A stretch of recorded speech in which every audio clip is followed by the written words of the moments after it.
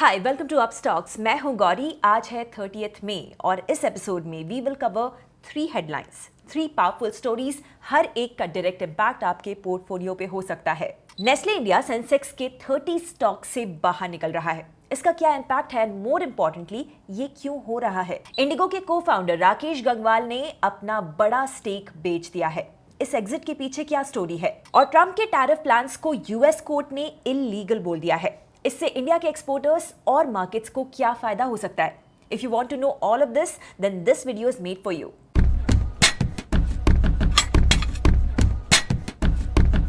पहले आते हैं बड़े एफएमसीजी अपडेट पे। नेस्ले इंडिया को सेंसेक्स इंडेक्स से ड्रॉप किया जा रहा है। नेस्ले एक आइकॉनिक ब्रांड है जिसके मैगी, किटकैट और नेस्कैफे हर इंडियन किचन का पार्ट है। बट 23 जून के बाद ये स्टॉक सेंसेक्स 30 का हिस्सा नहीं होगा।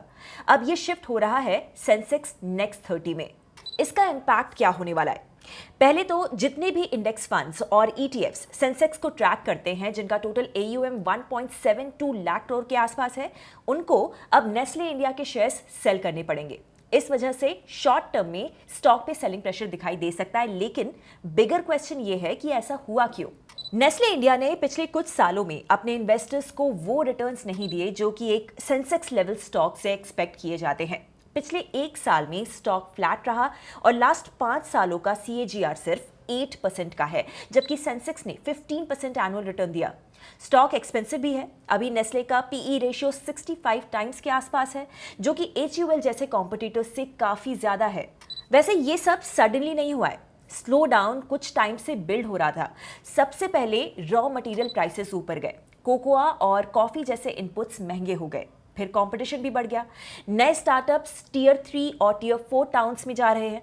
पहले नेस्ले के पास डिस्ट्रीब्यूशन एज जो थी वो अब हर किसी के पास आ गई है। अर्बन डिमांड भी उतनी स्ट्रांग नहीं रही। और फिर वो सेरेलैक कंट्रोवर्सी आपको याद ही होगी।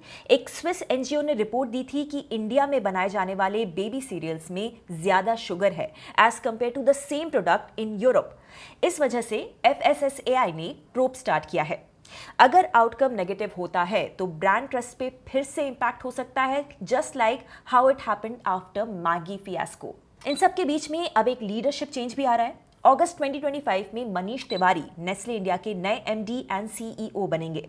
तिवारी ने पहले Amazon इंडिया को लीड किया है, तो उनकी टेक और कंज्यूमर अंडरस्टैंडिंग स्ट्रांग है। अब नेस्ले का फोकस मार्केटिंग बजट बढ़ाने पर और अपने कोर प्रोडक्ट्स के ऊपर फोकस करने का है। मैगी, नेस्कैफे और किटकैट ऑलरेडी टोटल सेल्स का 45% कंट्रीब्यूट करते हैं। प्लस कंपनी नए प्रोडक्ट्स पे भी काम कर रही है। ऑल्सो लास्ट 9 इयर्स में कंपनी ने 150 प्रोडक्ट्स लॉन्च किए हैं और अब ये टोटल सेल्स का 6.5% कंट्रीब्यूट कर रहे हैं। टारगेट है इसे 10% तक ले जाना। लॉन्ग टर्म स्टोरी में अभी भी होप है। इंडिया का पैकेज्ड फूड कंजम्पशन अभी भी लो है एज कंपेयर टू चाइना या फिर मलेशिया, जो इंडिया से अराउंड 3.3x टू 3.6x आगे है।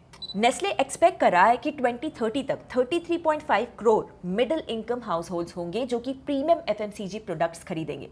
ये वही सेगमेंट है जहां पर नेस्ले स्ट्रांग है।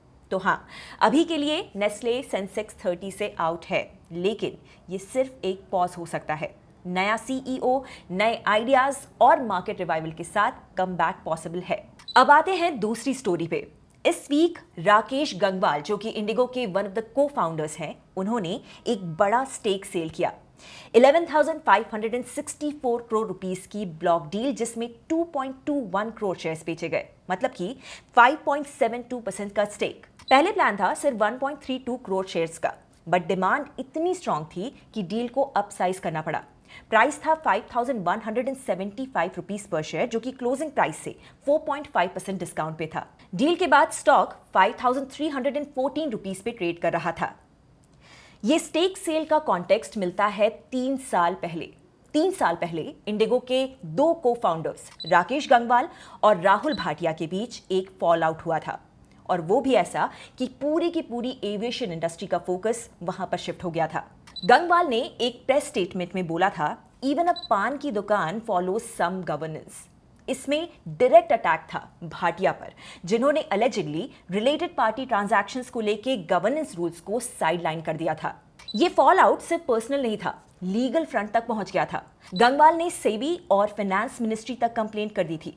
हालांकि उन्होंने ये भी माना था कि एयरलाइन का विजन स्ट्रांग है, बट एग्जीक्यूशन उन्होंने किया था।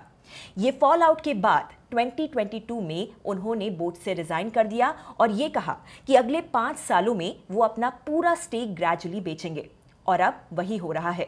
गंगवाल का स्टेक जो पहले 36.6% था, अब घटकर सिर्फ 7.8% रह गया है। और हाँ, इस पूरे स्टेक सेल से उन्होंने अप्रॉक्स 30,000 करोड़ रुपए कमा लिए हैं। फॉर कॉन्टेक्स्ट, इन्फोसिस का एनुअल प्रॉफिट भी 27,000 करोड़ रुपए के आसपास है। इनफैक्ट ये अमाउंट स्पाइसजेट के पूरे मार्केट कैप से अप्रॉक्सीमेटली 5 टाइम्स ज्यादा है।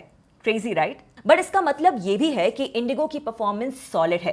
पिछले 2 फिस्कल ईयर्स में एयरलाइन ने $1 बिलियन और $870 मिलियन का प्रॉफिट कमाया। एविएशन जहां ग्लोबली लॉस मेकिंग सेक्टर माना जाता है, वहां इंडिगो शाइन कर रहा है। और इस सक्सेस की वजह से एक्सपर्ट्स प्रिडिक्ट कर रहे हैं कि हो सकता है इंडिगो निफ्टी 50 इंडेक्स का हिस्सा बन जाए। इमेजिन, पहली बार एक Indian airline top 50 listed companies में शामिल हो सकती है। And remember, Gangwal smartly parts में बेच रहे हैं अपने स्टेक को ताकि मार्केट को झटका ना लगे और वैल्यूएशन का बेस्ट यूज हो। स्टॉक ने पिछले 2 सालों में डबल रिटर्न्स दिए हैं। इंस्टीट्यूशनल इन्वेस्टर्स हर बार गंगवाल के स्टेक सेल में हेविली पार्टिसिपेट कर रहे हैं, जिससे कि कॉन्फिडेंस बढ़ता हुआ दिखाई दे रहा है। और अब गंगवाल का फोकस इंडिया से शिफ्ट हो गया है। अब वो साउथ वेस्ट एयरलाइंस के चेयरमैन बन गए हैं। ये यूएस बेस्ड एयरलाइन है जिसका मार्केट कैप $18 बिलियन है और यहां इंडिगो का वैल्यूएशन अब $25 बिलियन तक पहुंच गया है। एनीवे, अब ये देखना इंटरेस्टिंग होगा कि साउथ वेस्ट भी ऊपर जाता है या फिर गंगवाल का ये जो गोल्डन टच था वो सिर्फ इंडिगो तक लिमिटेड था। Next, let's come to the third story of the day. एक बड़ा लीगल जजमेंट आया है यूएस से, जिसका ग्लोबल ट्रेड पर काफी बड़ा इंपैक्ट हो सकता है, including India. US court of international trade ने प्रेसिडेंट डोनाल्ड ट्रंप के लगाए हुए मोस्ट टैरिफ्स हॉल्ट कर दिए हैं। कोर्ट ने बताया कि ट्रंप ने स्वीपिंग टैरिफ्स लगा के अपनी इमरजेंसी पावर्स का मिसयूज किया है। बेसिकली कोर्ट ने कहा कि भाई, ये पावर्स इतनी वाइड नहीं है जितना कि ट्रंप समझ रहे हैं। अब इसका मतलब क्या है? सिर्फ एक लीगल विक्ट्री नहीं है ये, बल्कि एक ग्लोबल ट्रेड डायनामिक्स के लिए नया टर्निंग पॉइंट भी साबित हो सकता है। एक्सपर्ट एनालिसिस के हिसाब से ये डिसीजन इंडिया के लिए एक ट्रेड विंडो खोल सकता है। देखिए, जब ट्रंप ने टैरिफ्स का मुद्दा उठाया था, इंक्लूडिंग 26% रेसिप्रोकल टैरिफ्स का थ्रेट, तब इंडिया यूएस के ट्रेड टॉक्स थोड़े टेंस हो गए थे। अब जब ये टैरिफ्स लीगली ब्लॉक हो गए हैं, तो इंडिया के पास एक स्पेस है, एक विंडो है अपनी ट्रेड पोजीशनिंग को और स्ट्रांग बनाने का, स्पेशली जब इंडिया ऑलरेडी कुछ नॉन सेंसिटिव गुड्स पे टैरिफ कट्स ऑफर कर रहा है। ऑल्सो फार्मा और टेक्सटाइल्स जैसे सेक्टर्स के एक्सपोर्टर्स के लिए ये गोल्डन चांस है। अगर ये रूलिंग से यूएस का चाइना सेंट्रिक ट्रेड पे रिलायंस थोड़ा शेक होता है, तो फिर इंडियन एक्सपोर्टर्स को ग्लोबल सप्लाई चेन में एक अपग्रेडेड रोल मिल सकता है। हम मार्केट्स की बात करें तो इस जजमेंट के बाद इंडियन स्टॉक मार्केट ने इनिशियली पॉजिटिव सिग्नल दिया। निफ्टी 50 0.29% ऊपर गया और सेंसेक्स 0.34% चढ़ा।